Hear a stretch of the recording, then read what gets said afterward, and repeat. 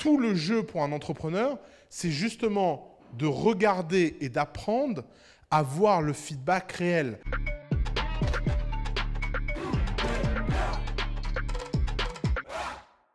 Les startups, c'est comme les gosses.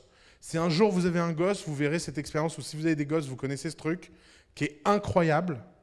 Vous avez un enfant, il a 60 millions de parents. Vous sortez au parc, les gens ont un avis sur comment il doit sortir au parc. Vous l'amenez à l'école, ils ont un avis sur comment il faut l'éduquer. Vos amis, votre entourage, d'ailleurs surtout les gens qui n'ont pas d'enfants, surtout eux d'ailleurs, se sentent une légitimité extraordinaire sur comment on élève un enfant.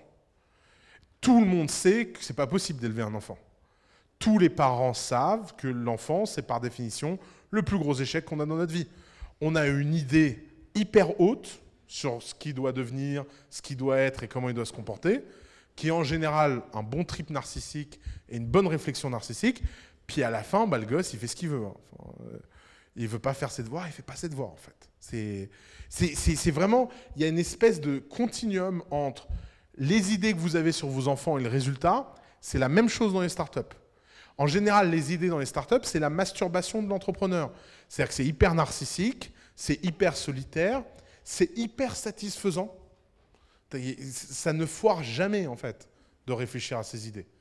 Par contre, dès que vous commencez à faire ça à plusieurs, alors là, c'est la cata. Là, vous vous dites, mais attends, je comprends pas. Tu comprends pas ce que je te dis? Non, je comprends pas. Et les gens ne comprennent jamais rien. Et tout le jeu pour un entrepreneur, c'est justement de regarder et d'apprendre à voir le feedback réel. C'est-à-dire non pas le feedback parlé, mais le feedback gestuel, le feedback de marché, le feedback de data, c'est-à-dire d'objectiver. Tout le monde me dit que c'est génial, mais je ne fais pas 1 euro. Pourquoi? C'est peut-être parce que c'est tout pourri. Ok.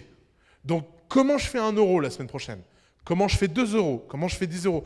Vous devez ramener ça à quelque chose d'hyper objectivable.